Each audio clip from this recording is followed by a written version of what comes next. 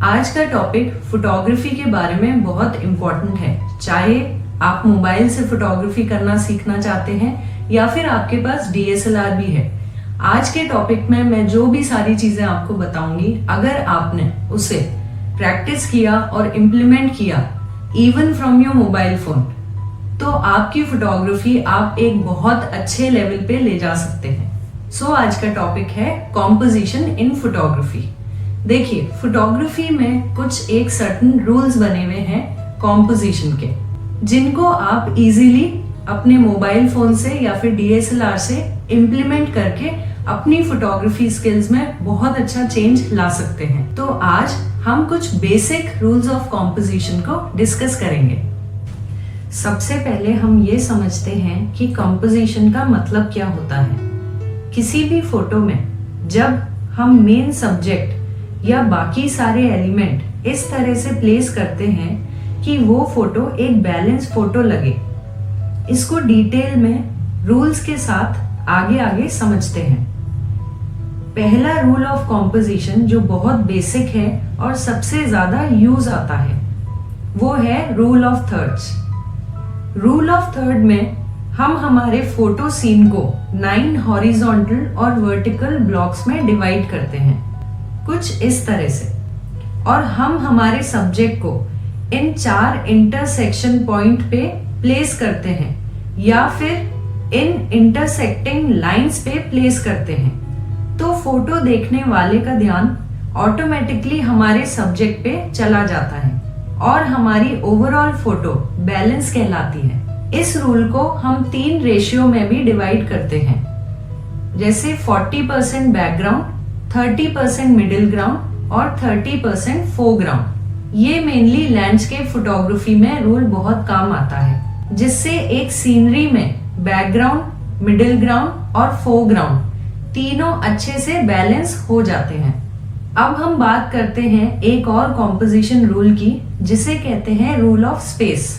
जब भी हम किसी फोटो में सब्जेक्ट का एक्शन दिखाना चाहते हैं, तो जिस तरफ सब्जेक्ट का एक्शन इंक्लाइंड होता है उस तरफ हम ज्यादा स्पेस क्रिएट करते हैं, जिसे पॉजिटिव स्पेस भी बोलते हैं, और थोड़ी सी स्पेस सब्जेक्ट के पीछे वाले एरिया में हम क्रिएट करते हैं, जिसे नेगेटिव स्पेस या ब्रीदिंग स्पेस भी बोलते हैं। ये स्पेस इसलिए क्रिएट करते हैं ताकि फोटो में दोनों साइड स्पेस का बैलेंस क्रिएट हो। एक दूसरे एग्जाम्पल से समझते हैं। इस फोटो में बेबी गर्ल जिस तरफ फेस कर रही है उस तरफ पॉजिटिव स्पेस दी है और थोड़ी सी ब्रीदिंग स्पेस पीछे की तरफ दी गई है। ऐसा इसलिए किया जाता है कि देखने वाले को सब्जेक्ट का एक्शन या मोशन फील हो। अब हम बात करते हैं एक और कॉम्पोजिशन रूल की, जिसे हम बोलते हैं लीडिंग लाइंस।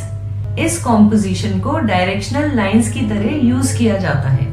जब हम देखने वाले का अटेंशन इन लाइंस के थ्रू हमारे मेन सब्जेक्ट या पर्सपेक्टिव की तरफ ले जाना चाहते हैं, जैसे इस फोटो में देखिए, इस ब्रिज को लीडिंग लाइंस की तरह यूज किया गया है दूर खड़े सब्जेक्ट पे ध्यान ले जाने के लिए। आप क्रिएटिवली इस रूल को बहुत तरीके से यूज कर सकते हैं, जैसे किसी रोड को नीचे बैठ के क्लिक करें और उसकी लेंथ आप ड्रामेटिकली दिखा सकते हैं। नेक्स्ट रूल ऑफ कॉम्पोजिशन है बैलेंसिंग एलिमेंट्स।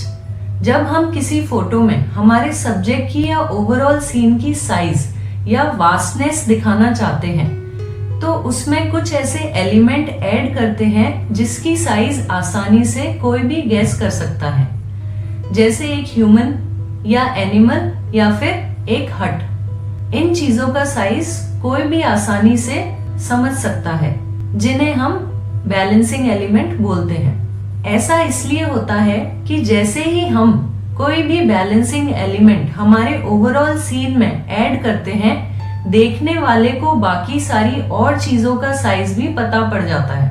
ये रूल ज्यादातर एनवायरमेंटल फोटोज में यूज किया जाता है, जहां फोटोग्राफर हिल्स या माउंटेन्स या फिर किसी बिल्डिंग की ह्यूजनेस डिस्क्राइब करना चाहता है। नेक्स्ट रूल ऑफ कॉम्पोजिशन भी बहुत इंटरेस्टिंग है, जिसे बोलते हैं फ्रेमिंग। इस तरह की कॉम्पोजिशन में फोटोग्राफर सेम सीन से या एनवायरनमेंट से पिक्चर को एक फ्रेम देता है। जैसे इस पिक्चर में फोटोग्राफर ने पास की ट्री लीफ से अपने मेन सब्जेक्ट को एक ब्यूटीफुल फ्रेम दे दिया है। आप जब भी कोई फोटो क्लिक करें, कोशिश करें कि आपके नियरेस्ट ऑब्जेक्ट या एनवायरनमेंट से आप फ्रेम बनाने की कोशिश करें। अब इस फ्रेमिंग कॉम्पोजिशन में एक और तरह की फ्रेमिंग होती है जिसे हम बोलते हैं इनटू द फ्रेम। जैसे आप एक बिल्डिंग में हैं और बिल्डिंग के बाहर भी एक बहुत अच्छा सीन है और वो विंडो भी आपको अच्छी लग रही है जिसके थ्रू आप वो सीन देख रहे हैं, तो आप उस विंडो को एक फ्रेम की तरह यूज करते हुए बाहर के सीन को कैप्चर करते हैं। ये मोस्टली फोर्ट्स या फिर आर्किटेक्चरल बिल्डिंग्स में कॉम्पोजिशन यूज की जाती है जिसके अंदर से बाहर का सीन या फिर सब्जेक्ट बहुत फोटोजेनिक दिखता है। बट आप अपनी क्रिएटिविटी से इसे अपने तरीके से यूज करके जरूर देखें। अगर आज हम इस वीडियो में डिटेल में सारे कॉम्पोजिशन रूल डिस्कस करेंगे तो वीडियो बहुत लेंदी हो जाएगा, इसलिए ये कुछ बहुत ज्यादा यूज होने वाले कॉम्पोजिशन रूल्स हमने आज डिस्कस किए हैं। देखिए, वैसे तो फोटोग्राफी में ये सारे रूल्स होने के बावजूद भी आप कोई भी रूल ब्रेक कर सकते हैं जब भी ऐसी सिचुएशन हो कि आपको आपके अकॉर्डिंग बहुत अच्छा व्यू या पर्सपेक्टिव मिल रहा है। तो ये सेट नहीं है कि आपको मैंडेटरी है ये रूल्स फॉलो करना, बट हाँ, as a beginner, even as a professional, अगर आपको लगता है कि आप ये सारे रूल्स फॉलो कर सकते हैं तो करिए। लेकिन जहां आपको रूल ब्रेक करके भी इन कॉम्पोजिशन रूल्स से आगे जाके भी कोई बहुत अच्छा व्यू मिलता है या बहुत अच्छा पर्सपेक्टिव मिलता है, you are free to click. जो भी आज हमने कॉम्पोजिशन ऑफ फोटोग्राफी के रूल्स डिस्कस किए, उन सारी चीजों को आप अपने फोटोग्राफी स्किल्स में इम्प्लीमेंट करिए। चाहे आपके पास मोबाइल फोन भी है, आप इजीली इन सारे रूल्स को प्रैक्टिस कर सकते हैं और आप खुद नोटिस करेंगे कि कैसे आपकी फोटोग्राफी में एक बहुत अच्छा चेंज आएगा।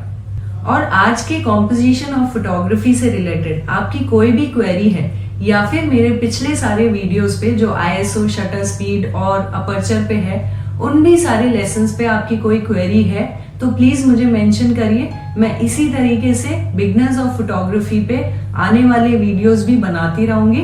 तो कनेक्टेड रहने के लिए सब्सक्राइब करें, अगर मेरा कंटेंट पसंद आ रहा है तो लाइक करें। Thank you very much.